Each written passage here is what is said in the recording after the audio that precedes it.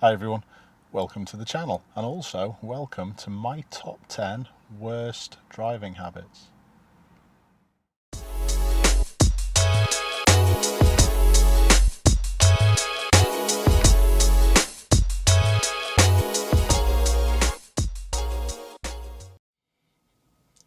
The first one is a dead easy one. It's using these things when you're driving. Despite the threat of a large fine and points on your licence, it doesn't seem to deter people from picking up the phone.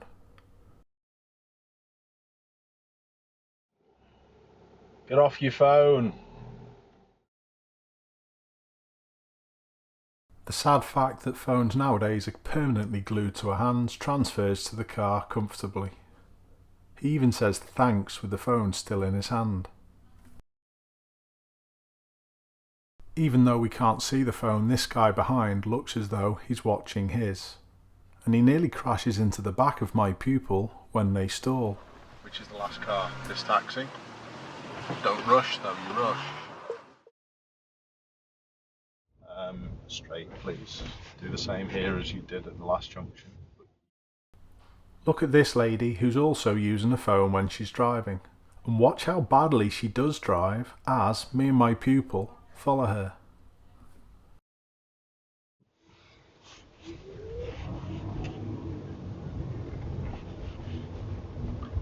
She's still going to be on her phone doing this junction.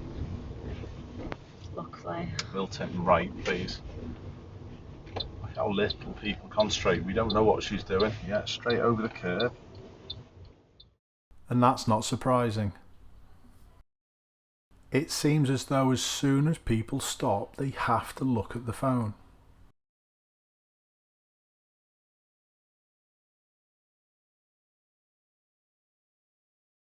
And this shows how much attention is actually paid to the task of driving.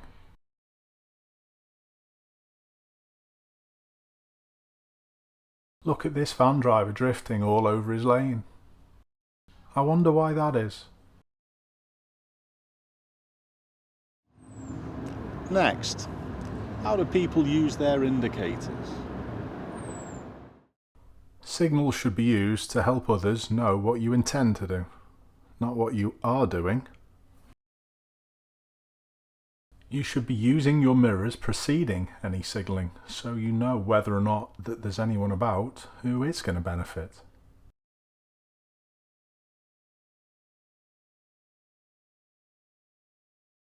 Signalling in good time allows other people around to change what they're doing to accommodate your turning. And when you don't signal, it can interrupt the flow of traffic and hold everybody up. Where's the taxi going? Mirrors, be careful of him. Look, don't look at him. Yeah, good. And that's where a signal would have been definitely helpful. Okay? I can't understand why professional drivers whose time is scheduled so tightly can sometimes be so poor at signalling. Now, that's what we call a signal that's an utter waste of time. Some people think as long as they put one on at some point, that's okay. But most of my viewers know my mindset that if you're really good, you can accommodate other people's poor signalling quite comfortably, most of the time. Lane hogging is also a big deal. Lane hogging is another thing that really gets people's goat. And just like signalling, it can affect the traffic flow massively. Watch how I have to slow down here. Yeah, I could undertake, but I don't know whether they're going to suddenly pull to the left. So now, with me doing the correct thing, this blue car is holding everyone up. Why are they in the right lane though? They could be turning right further up. So I give them a chance and hold back. But now they move back to the left. Great, I can use the right lane for what it's designed for overtaking. After I negotiate the roundabout from lane 2, because the blue car is now quite a distance behind, I can come safely back to the left lane. and then other people can overtake me. But watch what the blue car does now. And even though I'm accelerating away over a period of time, the blue car still stays in lane 2. It didn't actually hold anyone up at this point though, but why even be there? I have heard people saying that they were staying in the right lane because they didn't want to middle lane hog. Well, that doesn't really work, does it? But this driver seems to think otherwise.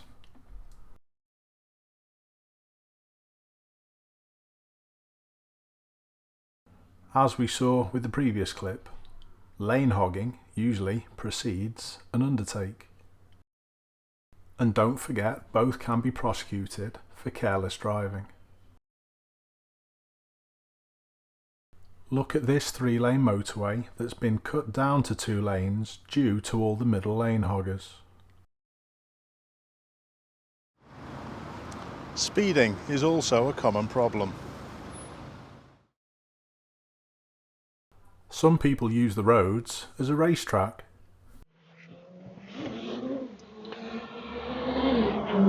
One absolute showing off idiot. And some people do whatever they can to get that one space in front. Look at the white Audi driver behind. They take a longer route, but try and go faster to still go in the same direction I'm going. Didn't work out though. I must admit, I did have a little bit of a smile on my face.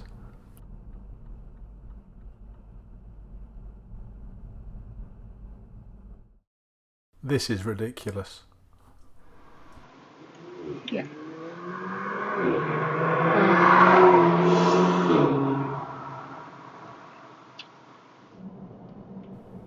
And what most people don't get, that overtaking like this Citroen, in these conditions, in built-up areas, is only just going to get you stopped at the next set of red lights for longer. It's actually quite comical.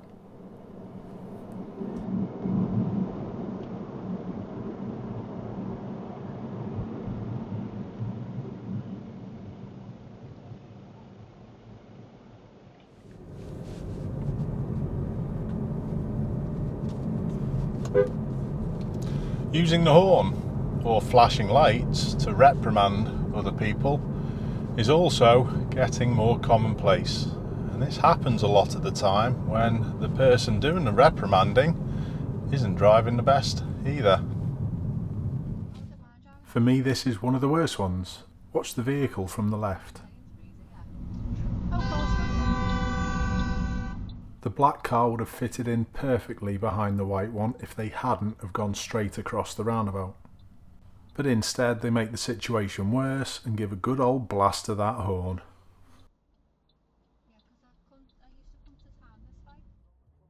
This section is not on roundabouts, I promise you. That's coming later. But here's another example of making a situation worse.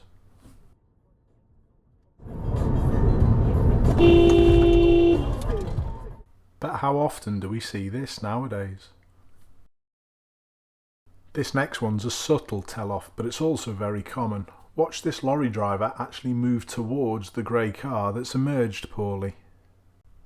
Again, why make it worse?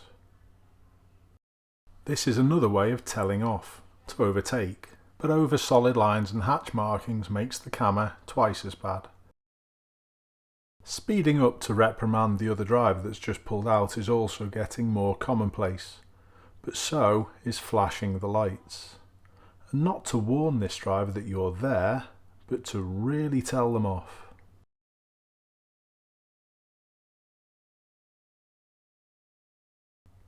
Watch the number plate of the car in front.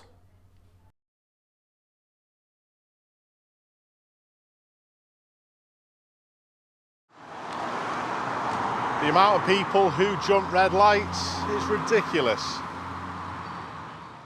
In theory, a green light should mean that you're pretty safe. But you're not. And this is what this section is all about.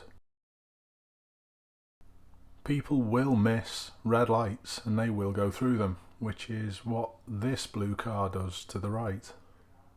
Can't honestly think that they did that on purpose, even with their speed. They didn't see it.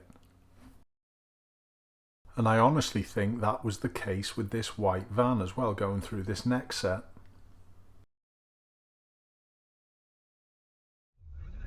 But not everything's going to be a mistake.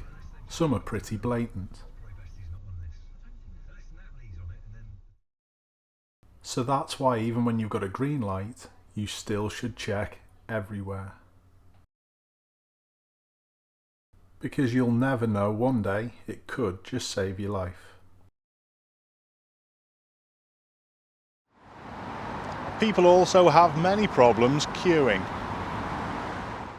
I bet it's no surprise that I've included this situation in my 10 worst driving habits. You know this is my bugbear. This section's not going to just include the places and times where you can and should use all the road space. We're also going to highlight, like this scenario, where you should have queued earlier. These situations can be very dangerous. So let's start off with my favourite. Lane closures. You should go all the way up to the cones and merge in turn if the traffic's slowed or queuing like this. And just a little point to the people who act like the driver of this Ford, if they didn't want you to use all of this lane, they would cone it off earlier.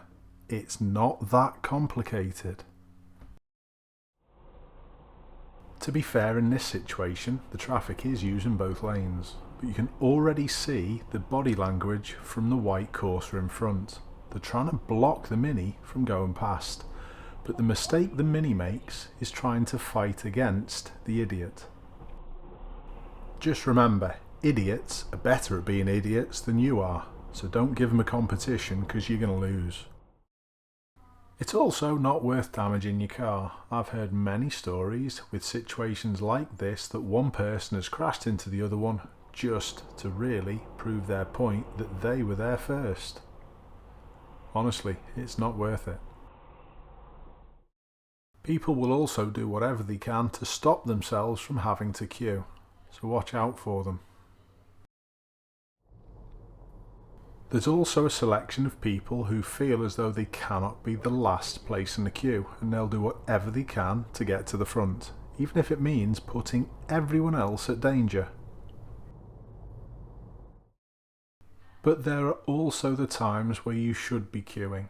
The amount of times I've seen this on the motorway where people don't want to patiently wait in that left lane to take the exit, and they cause massive hold-ups because they're sat proud in lane 1 or 2 because they can't get into that queue. This can be lethal. Don't be so selfish. When there are narrowings in roads, in other words, where 2 lanes may be go into 1 due to some merging situation or even parked cars, people often close space down. And this causes endless problems when we're on the road.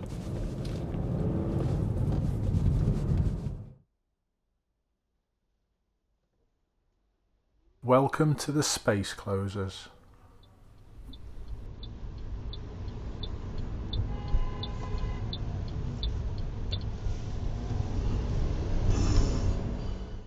I simply describe this as when there's a narrowing in the road, perhaps a parked vehicle up ahead, and it's easier to let everyone flow together, there's a certain group of people who will just try and make it awkward. These people are a part of the I've got priority brigade. They'll never work together, they'll only pull in their own direction.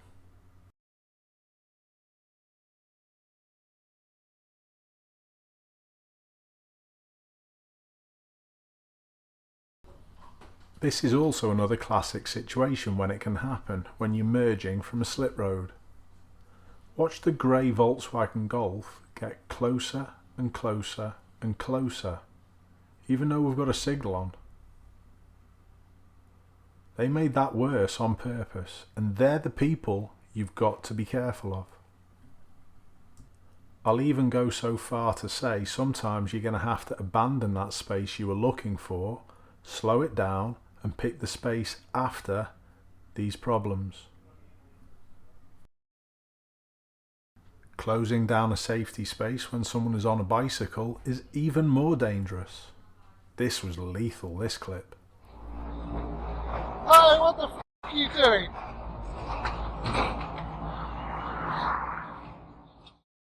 If you knew you were going to turn right, why not just let the cyclist pass the junction that you wish to turn into first? You may have also seen this clip on my channel, but it's actually caused by our camera closing this space down. Roundabout onto Newport bypass. Continue on Newport bypass for half a mile. If you haven't seen this clip, I'll leave a link in the top corner of the screen, but it just proves what can be caused by closing space down. Roundabouts cause so many problems. Because situations on roundabouts are varied and fast changing, a lot of people struggle with them. And it honestly baffles me how people can get into states like this. Shaking as the blurred shapes around him came suddenly into focus. Big multi-lane roundabouts cause no end of problems.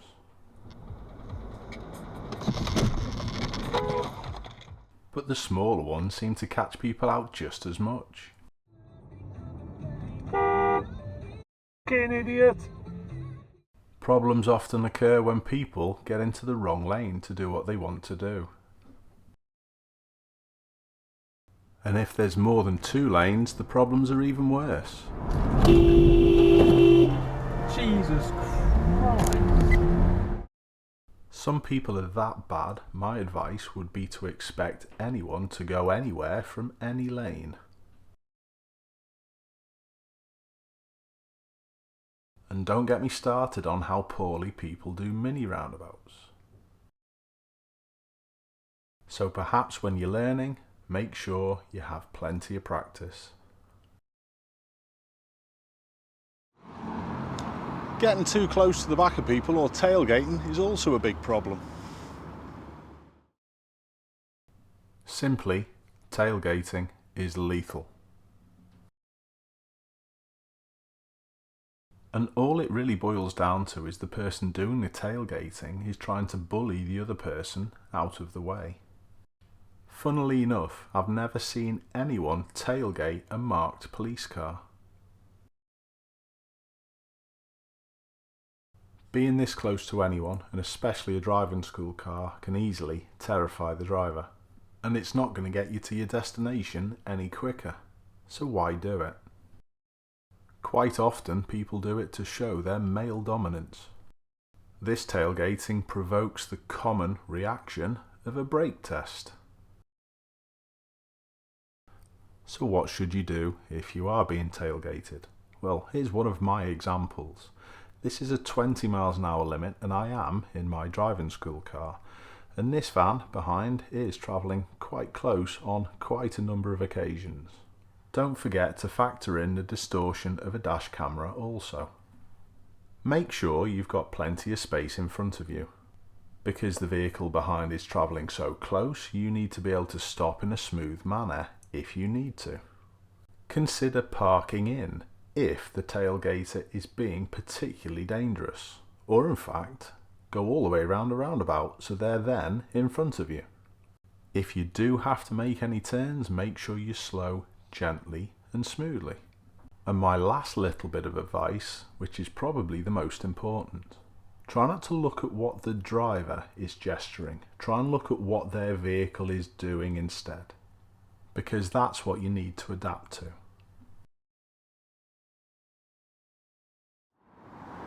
Thanks a lot for watching everyone, and if you haven't done already, it would be a massive big help if you could like and subscribe.